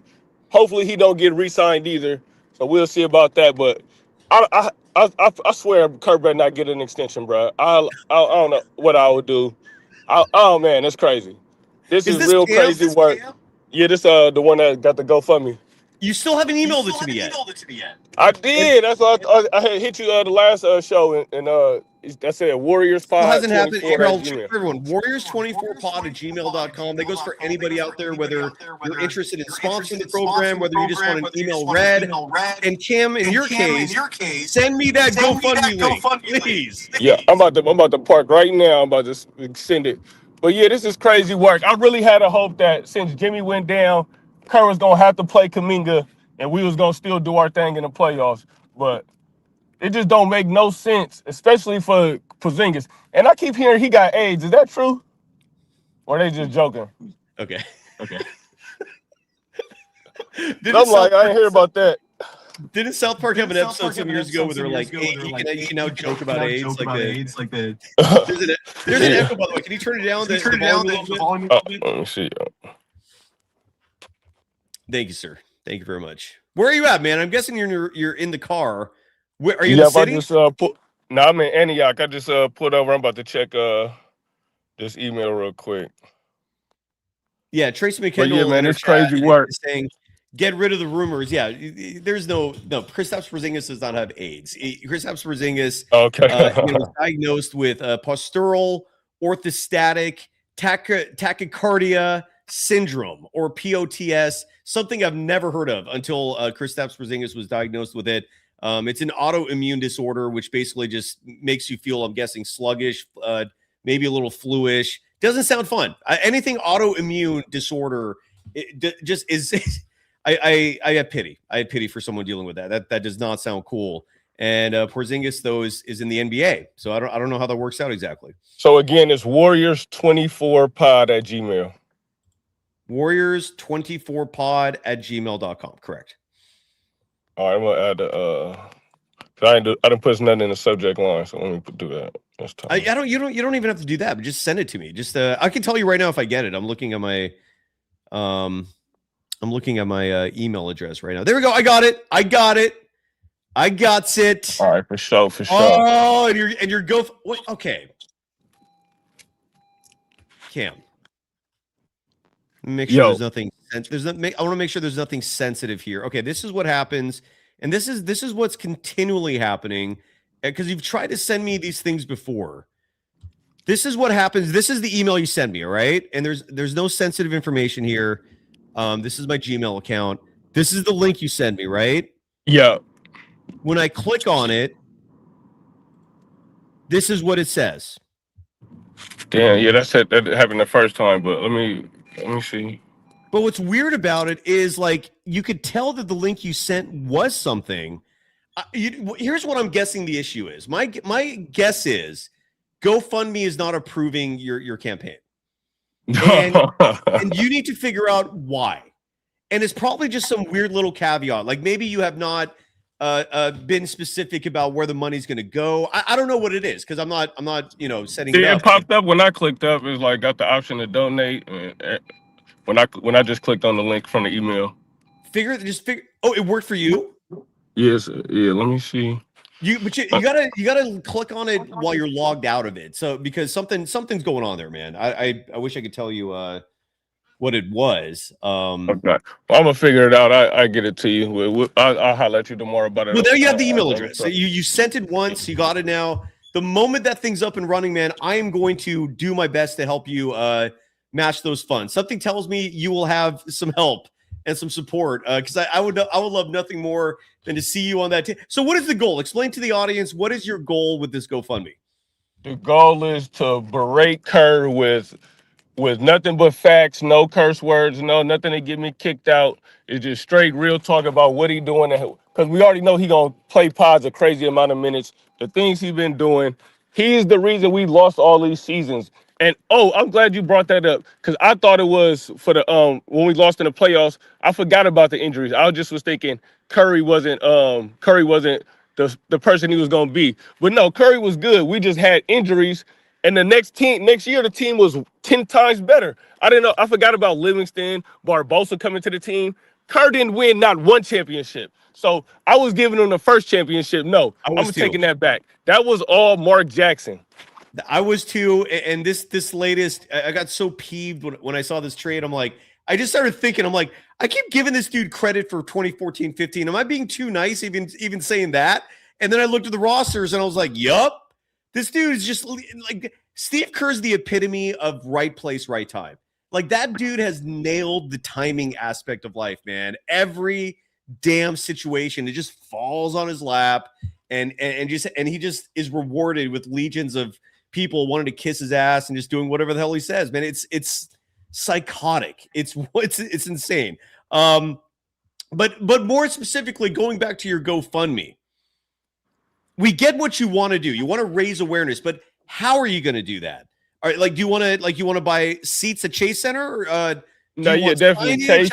I'm trying to sit right behind the Warriors bench, or unless we play Sac, I even go to a Sacramento game because I know it'll be way cheaper, and I sit behind. I need to get as close to Kerr as possible so where they can hear me. I need to talk to Draymond too. If you love the Warriors so much, sacrifice. Get your ass on the bench. You. Stop with all these starter minutes. Stop with you running the offense. I don't see what we're going to do even with Porziņģis. Hopefully, like you said, he revert back to his old ways because, Steph make everybody better. But I still don't want to see Draymond at the top of the key running things. Because we had Post. Post could do the same thing Porziņģis is doing. We could have probably got Vucevic for cheaper. What did the Celtics give up again for Vooch? It was second round pick. Anthony Simons, right? Anthony Simons and either a first round or a second round pick. Oh, there was also a pick. Hold on, let me look that up real fast. I bring that up because you gave up Kuminga and Buddy for Kristaps. Like, wouldn't Vooch be better? And hold on, let me see what the exact transaction. We could have got, instead of trading for CP3, we could have got Porziņģis a couple years ago without giving up a pick.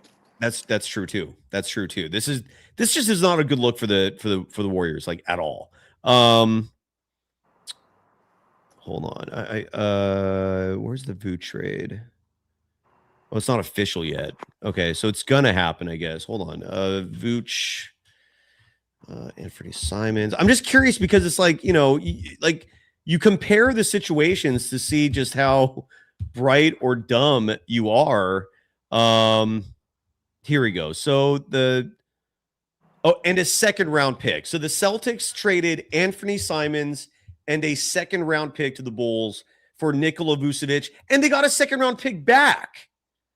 So they just swapped second round picks, and I'm guessing it's a difference of like, so the Warriors couldn't do that? Like the Warriors could have literally. So who is a comp? Who is a comp on the Warriors for Anthony Simons? Like Moses Moody?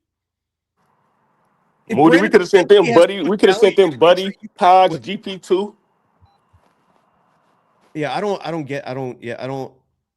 Is there any chance Porziņģis won't pass the medical exam and they got to cancel it? Well, that possibility always exists, but I highly doubt it's going to happen. But dude, who knows? Who knows? Chosen people, a great comp in the chat saying this is Wiseman for GP2 all over again. It has that same feel to it, like where you just kind of like, what? like first five second round picks was crazy. That was crazy. This whole thing's crazy. This whole thing is madness, man. I'm trying to find what Again? This what is going on Kuminga here, could have man? put Anyways, so many more years on Curry's career. Like that's the crazy part. Julian Bashir mentions that Lonzo Ball has been bought out. Who's gonna be in the buyout market? That's a good topic. Lonzo Ball is going to be in there. Mike Conley, hell no. I mean, there's zero reason to bring him in. But Lonzo's intriguing. I'd rather have Lonzo than Pat Spencer. I don't know. I'm so mad Cryer hurt right now. This is the perfect time for him to come in. And then I want to see what the 6'10" guy could do since we ain't got no wings on our team besides Leons. Yes, sir. Yes, sir. I'm with you on that. Yeah, dude, this Atlanta Hawks team suddenly looks damn good, dude. Bravo. Congratulations to Atlanta. If Curry get fired, Kuminga's still not going to come back. Like, man. No. Kuminga's gone. He's over. It's history now. It's nice knowing you, but you're officially the enemy, dude. This is no longer a JK friendly program. That has officially ceased operation. It's over. Bye-bye. We'll say a polite FU to Jonathan Kuminga. Oh, hey. I don't care. I want him to kill the Warriors when we play them. Unless we in the running for the playoffs, kill them and just go right to the sideline and stare at Kerr in his face. Yeah, do something like that, man. I really want Kuminga to come tell the truth about like Kerr, like all right, now I'm not on the team. I got my new team, man. Keep it real, because all the players, they want to say a little bit, but they don't keep it real about Kerr and how trash he is. But you just gave me. You're right. I can still try and get Kuminga on the show. Oh, that'd be so fire. I'll try to do that. I'll try to do that. He owed me that, right? Man. I mean, all I did was stick up for the dude for like 3+ years. Least he could do. He was supposed to come on the show before this goddamn DNP party started, and then he did a media blackout, and I will try to do that because I think it would bring a lot of people great pleasure to hear all the dirty laundry spilled, so we can learn exactly what the hell was going on behind the scenes that resulted in that. The professor Armando Laura dropping $5. Thank you, sir. As always, we'll see you Friday for Friday happy hour at a regular scheduled 5-6 p.m. time. I'm looking forward to hearing Armando's thoughts on this trade, saying that when Kuminga comes to Chase Center next year, he will get a standing O. He might. Wouldn't surprise me. I mean, the reaction he got when he played for the first time in a month was very positive. I don't see how we could cheer for Kuminga, but we can't boo Kerr. Why y'all not booing Kerr? Yeah. So Cam, what is the policy when it comes to Chase Center or any NBA arena with signage? Because something tells me, like, if you held up a sign sitting right behind Steve Kerr and it said "Fire Kerr," that security would probably come and take you away really quick. I'm gonna get a shirt made. I'm gonna have a shirt on, so they can't take nothing away. Cause I think you can't bring like posters and stuff. Cause that's what I was planning to do. I even made a poster and tried to give it to somebody going in the game when I was talking to Bonte at the at the arena, but nobody wanted to take it in there. I'm like, all right, shit. But they gonna know, they gonna hear me for sure. Do you That's think? why I'm trying to get right up on them. Cam, Hey, I'm gonna tell the truth. No, you should. Cam, do you think Joe Lacob loves Steve Kerr the way that Mickey, whatever his name is, the owner of the Heat, loves Pat Riley? Like, is that how secure Kerr is? Where no, because like, that email gave me so much hope. I thought he was really gonna choose JK over Kerr. I don't know what happened. That's what I thought too, man. That's what I thought too. But like now I'm starting to wonder if like if that's how Lacob rolls. If he's like if Steve Kerr comes in and goes, this guy doesn't make me comfortable. This guy doesn't fit. I don't know if Kuminga asking for a trade request did that, like put him on Joe Bad's side, but you were supposed to stick with your gun. How you tell a coach to play this man and he not playing him and you still got the coach on the team? It's crazy, dude. It's crazy. Cam, I'll do everything in my power to get you a successful GoFundMe campaign, brother. Just make sure you get that link right. Something tells me they're going to want specifics.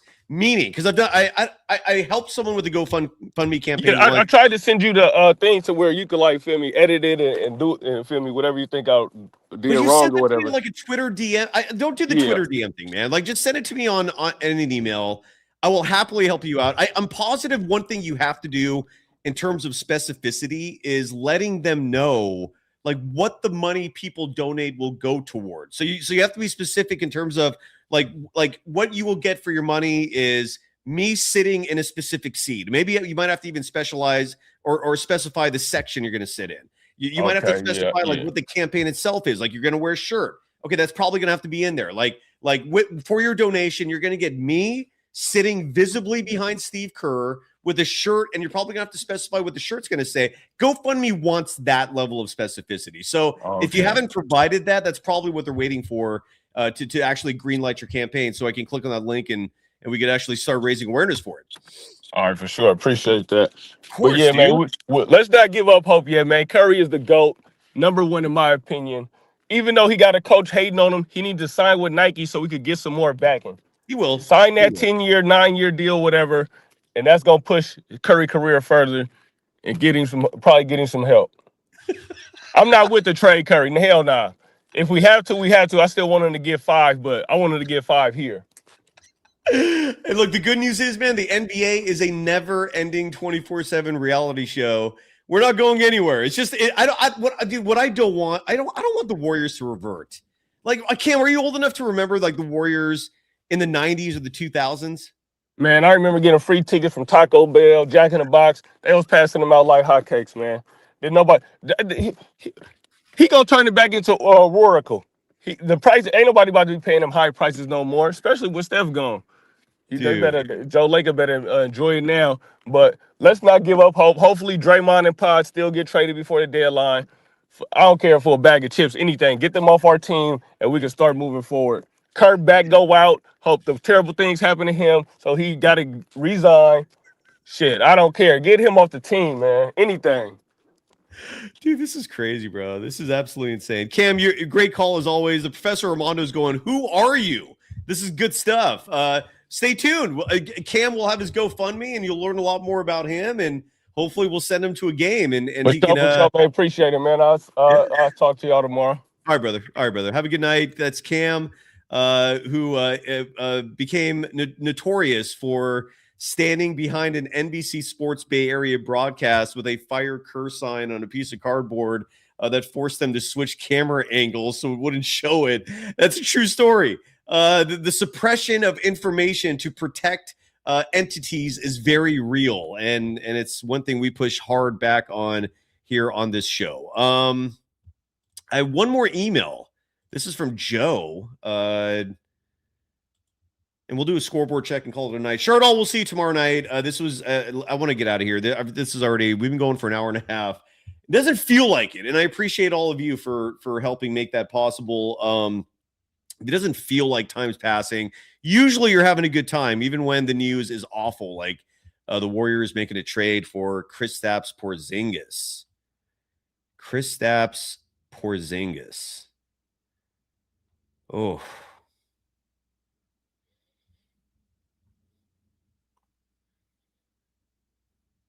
It makes no damn sense. No. None of this shit does. None of it does. All right, one more email. And again, if you want to email us, warriors24pod@gmail.com is the account to hit us up at. Let's hear from we got one more email. Letters. We get letters. We get stacks and stacks of letters. All right, this is from Joe. Subject header JK free with an exclamation point. Joe writes, I'm so effing happy for Jonathan Kuminga. Well, we need music for this. I apologize. Hold on.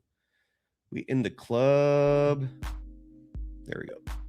Let me start over. This is from Joe, who writes, I'm so effing happy for Jonathan Kuminga. You don't even know. F yeah. He's free from that awful situation and that terrorist Steve Kerr.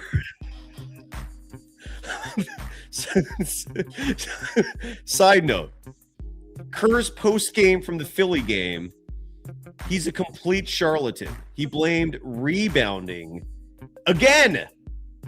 The small player strategy coach blamed rebounding again. I must have done about 100 miles, but it was worth it. Now we don't have to worry about battery. And lack of juice among thank you, Tattoo, among other fluff and nonsense. Dishonest clown. Oh, Joe does not like Steve Kerr. Have some decency and fire yourself. What an a-hole. Why didn't they win with IQ? You know, just out IQ the other team. Why didn't they out rebound Philly with their effing high IQs? Kerr's brain dead. The organization is brain dead. Bring on the Atlanta games. I can't wait to watch the beginning, bolded and italicized, of JK's career. Strong email. Thank you. And I got a lot more email. There's a lot. This is turning into a fun bit. I'm getting a lot of positive reaction to the emails, but if you want to get your voice heard with written content, just shoot us an email, warriors24pod@gmail.com. Again, warriors24pod@gmail.com, and we'll have some more tomorrow night. But those were some ones pertaining specifically to the trade of JK to the Hawks for Kristaps Porziņģis and Kuminga and Buddy Hield for Kristaps Porziņģis. Look, there, and that's really quickly, the Buddy part of this is something we barely touched on. That is good news. All right, that is good news. It's one less crutch for Steve Kerr. The Buddy minutes were torture. With the exception of that Game 7 performance, which was magnificent. The only reason why I don't hype it up more often is because they should have never been in a Game 7 to begin with. They got put in that position because of incompetency at the coaching level, and Buddy bailed them out with a fantastic shooting night. But you take that performance out, and it has not been a clean 1.5 years with Buddy Hield. Sacramento Kings fans, Philadelphia 76ers fans, they all warned us that the Buddy experience is not fun. And again, I had a chance earlier this year to watch game footage, 2 games of footage from games. And side note, again, if you ever want to play the role of a video producer or a scout, all you have to do when the Warriors lose a game is just go to the Twitter account of the other team. In this case, last night, it was the Philadelphia 76ers. And look at all the highlights they post. Usually the other teams, when they beat the Warriors, they'll post like 10, 15 different clips. At least, sometimes even more, of their best scoring plays. And you can figure out who is dropping the ball defensively in those highlights. Between all of us watching the games together, And then I had the privilege of observing 2 games using the 8 different angle footage that video producers provide for NBA coaches for film study. And god damn, is Buddy Hield a problem. Not in a good way. A literal problem. The dude cannot play defense at all. Now, granted, a lot of players in the NBA don't play defense, don't show up, but it was bad with Buddy. The dude was a Ty Jerome level turnstile. Who else is a huge problem if you actually study the film? Brandon Pajemski, defensively. He hustles. He tries. But last I checked, the NBA does not hand out participation medals. And that's all his hustle is good for. It does not translate to wins. And so for Buddy Hield, that's a positive. They did get off that contract. And that now is Atlanta's problem. And I'm curious to see how Quinn Snyder handles that. Wouldn't surprise me if Buddy got the same treatment Jonathan Kuminga got here. Day in peace. But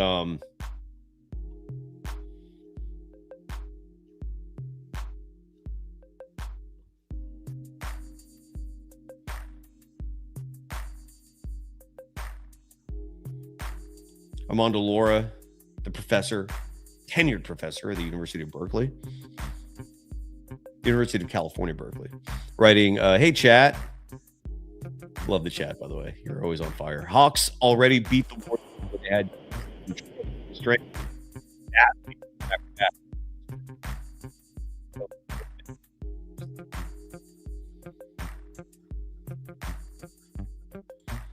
Oh, look. I mean, if Chardall's gonna send an email. Letters, we get letters. We get stacks and stacks of letters. I'm a stay-at-home son.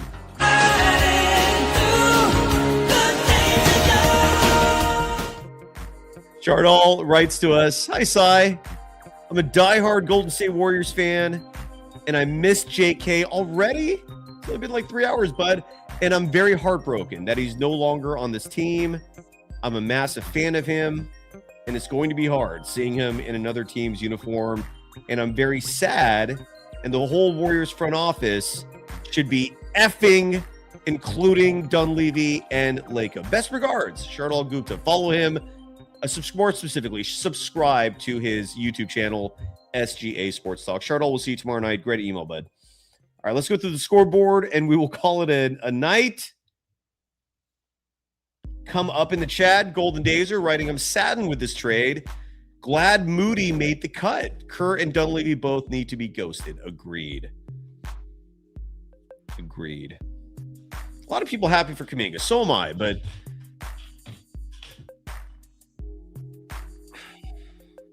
you know, I personally was hoping that Kuminga was a long-term part of all this and not just not another ship that sails in the night.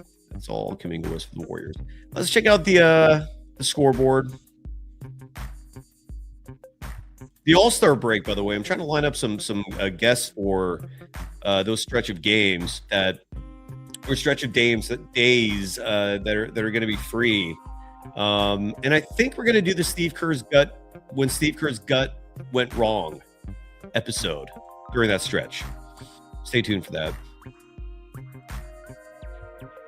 Elsewhere in the association tonight, we don't normally do these on a Warriors off day, but we had a special episode following the Warriors trading away Johnny Kuminga, Buddy Hield, Trayce Jackson-Davis.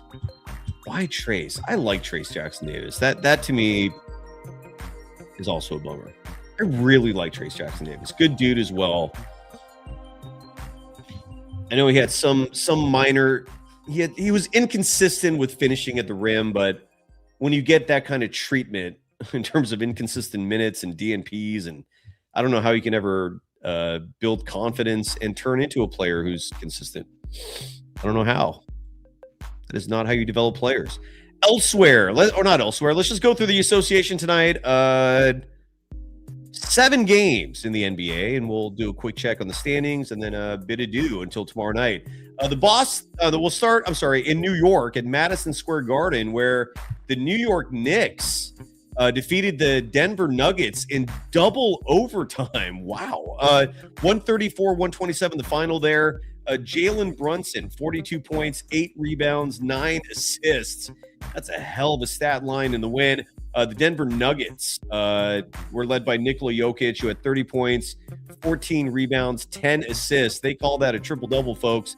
In the loss, the Nuggets dropped to 33-19. The Knicks improved to 33-18. The New York Knicks, they had that little slide that they've snapped out of. And I think they made a trade today too, didn't they? The New York, I saw there was speculation they were going to trade Garshon Ubaselli. I don't know if that's true or not, though. Maybe that was just speculation. Well, anyways, the Knicks are now on an 8-game winning streak, while the Nuggets are the opposite. They're in a losing streak, 3-game losing streak for them. I think I said last show that the Nuggets have lost every game since Nikola Jokic came back. I apologize for misinforming you. They actually won the first game that he came back in against the Clippers, and they followed that with 3 straight losses. So Jokic came back on January 30th in a win over the Clippers, and then they've lost 3 straight to OKC, Detroit, New York. Granted, that is very good competition, but still a 3-game losing streak. And losers of 3 of their last 4 are the Denver Nuggets after losing tonight in New York. The Minnesota Timberwolves, 128-126 winners tonight in Toronto. Anthony Edwards, 30 points, 8 rebounds, 3 steals in the win. The Raptors, led by all-star Scotty Barnes, 22 points, 10 rebounds, 8 assists in the loss. The T-Wolves improving to 32-20. The Raptors dropped to 22. Boston Celtics winners tonight, 114-93. Nima Keita, 10 points, 19 rebounds, 5 blocks in the win for the Celtics, who improved to 33-18. The Rockets dropped to 31-18. Alperen Şengün, 13 points, 9 rebounds in the loss. How is that your top performer? That's what ESPN said. Hold on a second here. Jesus. So Kevin Durant, only 15 points in 33 minutes. Jabari Smith, 13 points in 33 minutes. Amen Thompson, 11 points. Thompson, 11 points in 29 minutes. Why is Reed Shepherd getting reduced minutes? He only played 19 minutes tonight. Only scored 9 points, all on 3s. Huh. Elsewhere in the association, the Milwaukee Bucks, 141-137 winners tonight over the New Orleans Pelicans. Kevin Porter Jr., 18 points, 6 rebounds, 9 assists in the win. Trey Murphy. You remember a time where that was one of the players that the Warriors were aiming for? Oh my God. And they settled for Kristaps Porziņģis. Do you remember when Larry Markkinen once upon a time was targeted? Mike Lowry. I'm Mike Lowry. Larry Markkinen. Remember when they were trying to get him? The good old days? Trey Murphy would have been nice. I would have been elated with Herb Jones. Shit, I would have been excited with Zion Williamson. Sort of. Far more than Kristaps Porziņģis. I do not know what the goal is with that, man. I do not get the objective here. I don't get it. I just don't get it. The Bucks improving to 20-29 in the win. The Pelicans dropping to 13-40. 3 more games. The OKC Thunder were handed some really shitty news.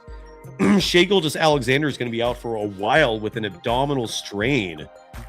And so he did not play tonight, and the Thunder lost at San Antonio. The Spurs winning 116-106. They improved to 34-16. The Thunder dropped to 40-12. Jalen Williams, 24 points, 12 rebounds in the loss. Keldon Johnson, 25 points, 6 rebounds in the win. 2 more games. The Memphis this was a thriller. Oh, imagine having courtside seats for this one at Golden One Center in Sacramento, the state's capital, where the Kings almost beat the Memphis Grizzlies tonight. Oh, if only had tickets to that one. 129-125 the final. Memphis improves to 20-29. The Kings drop to 12-40. Ty Jerome, 28 points, 7 assists in the win. Domantas Sabonis, 24 points, 15 rebounds in the loss. The Warriors are creeping toward that territory, man. They're creeping that way. Like, Stephen Curry is all that separates the Warriors from the Grizzlies Kings category. That's it. This is where we are at, ladies and gentlemen. The Warriors literally have one player that separates them from the bottom feeders.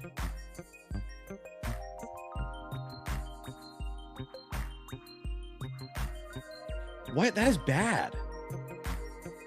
That's very bad.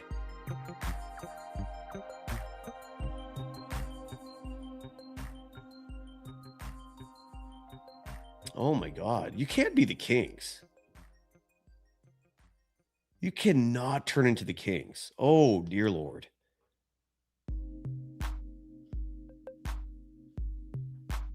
You know, I'm mad at everything, man. You know, brother got a nice car, man. Why you got a car, man? I only got one car. Why you got 3 cars or a wife or all that, man? Hey, man, that's played out, man. I hate on it till he's totally broke and ain't got nothing like me. You know what I'm saying? Because, yeah, that's what real hating is all about, man. Well, Warriors fans we're going to be at that level soon. We're going to be in that deep pit of pettiness, of just pure full hatred for everybody and everything. We're just one Stephen Curry away from being in the pit. Oh boy. One last game tonight. The Cleveland Cavaliers 124-91 winners tonight over the LA Clippers, thumping them. To improve to 31-21. The clip show drops to 23-27. That helps the Warriors. I'll explain what I mean in just a second. Donovan Mitchell, 29 points, 9 assists, 4 steals in the win. Kawhi Leonard, 25 points, 7 rebounds in the loss for the Clippers. And when you look at the standings, I'll share my screen for this one. So at least the non-podcast audience can see for themselves what I'm looking at here.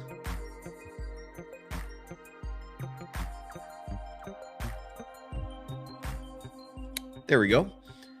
You can see the Eastern Conference in safe hands.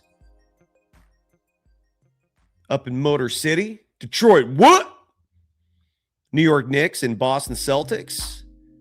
Both 5 games back.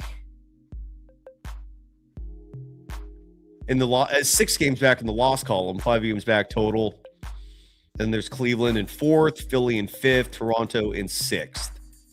That's a safe bet for your top 6 going into the postseason, and especially when you consider that the Toronto Raptors are separated by at least 2 losses against all the teams below. So the Miami Heat are the 7th seed. The Orlando Magic, a massive disappointment this year, the 8th seed. And then there's the Atlanta Hawks, who might make a run. Anyways, you don't care about that. You care about the West. So the Golden State Warriors are incredibly still 3 games above 500 this year. At this point, it would shock me if the team finished above 500. Shocking. I would be blown away. Bet the under. Does FanDuel have that OU on wins right now? Let me check real quick. I'm going to guess no. I've been, the last few times I've looked, That total has not been made available. Let's see. Let's go to wins.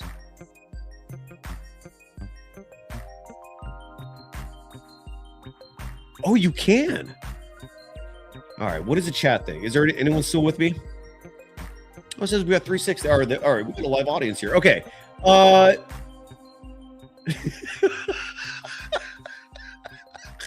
Hopper. I love POTS is now in the Dub Nation nomenclature. Oh, there's some bickering in the chat. Come on, let's get along, folks. It's okay. But what is your guess on the Warriors OU currently? The last time we touched on this subject, more specifically, the last time FanDuel made this total aware or public, available for you to bet on, it was 40. Was it 43.5? I think is where it was. Now, does anyone even care in the chat? All right, let's just look at it. Oh my God. People are just brawling in the chat over POTS. POTS, again, is what Kristaps Porziņģis was diagnosed with. Postural orthostatic tachycardia syndrome, a disorder of the autonomic nervous system. That's what Kristaps Porziņģis is dealing with.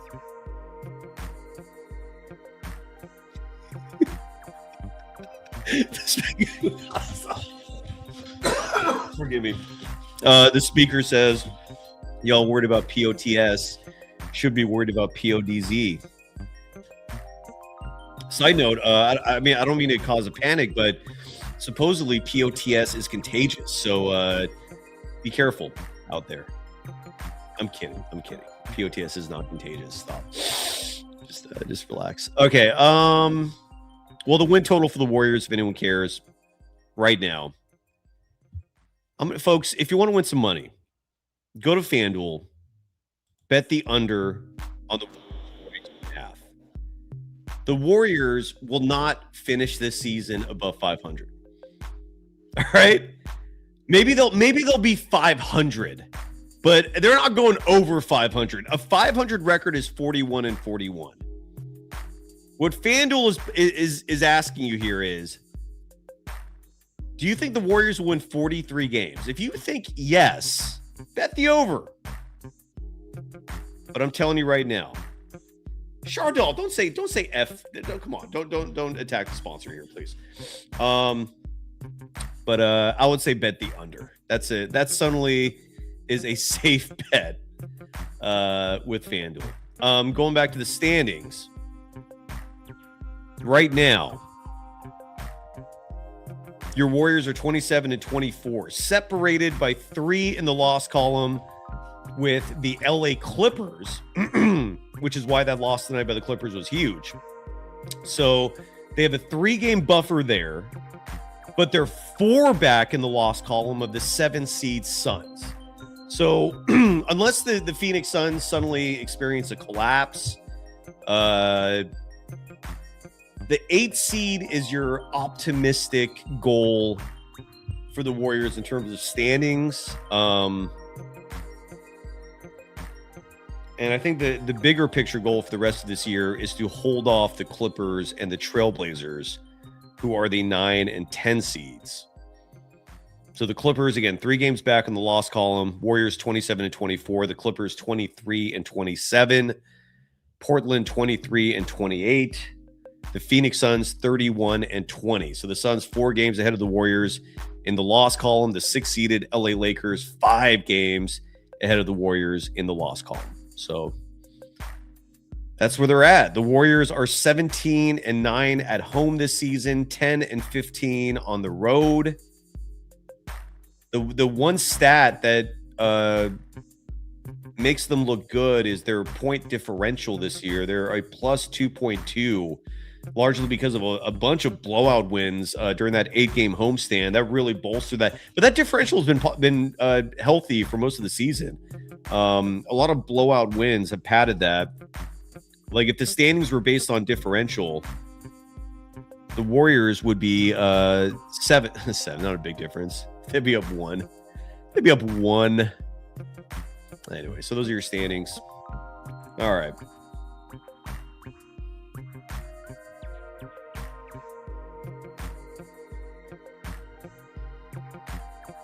Shardall is in our chat is saying we didn't promote his channel yesterday.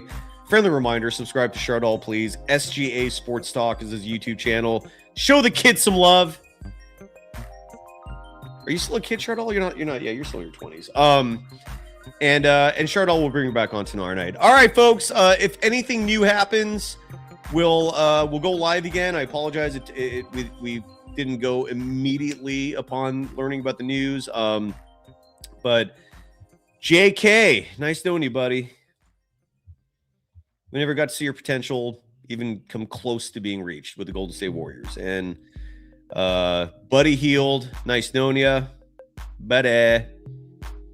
Trayce Jackson-Davis, nice knowing you. You're a good kid.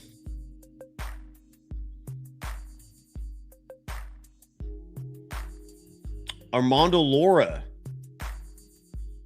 The moment you're done here, go check out his channel. Spreewell was right. The professor uploading a new video as we speak. Good stuff. And Kristaps Porziņģis. We welcome you. POTS and all. You're now a member of Dub Nation. You are now a member of the Golden State Warriors. Welcome. I just hope we see you actually play.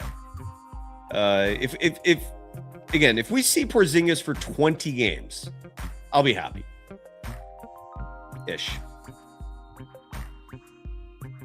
I'd say that's a healthy goal. Ginji Gok thinks Kuminga, if he can stay healthy, will be an all-star. I mean, what a horrible look for the Warriors if it comes to that. That would be an awful move. I mean, the good news is, if that's good, if it's good news to you, is it's going to damage Kerr's legacy. If Kuminga goes there and balls out and becomes an all-star, Kerr's legacy is going to be marred by that.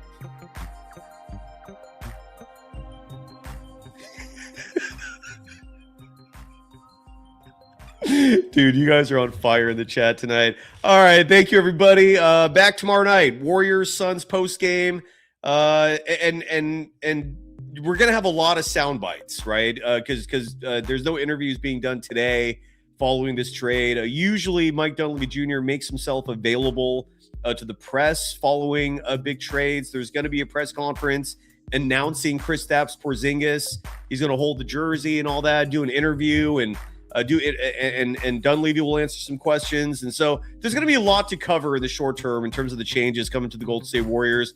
We're live every post game. Stay tuned. It's going to be it does not stop getting interesting with this team, but unfortunately in this case, it's not a good interesting, if that makes sense. And sadly, they're creeping towards irrelevancy. That part's not cool. Thanks, everybody. We're back at this tomorrow. Good night. Bye-bye.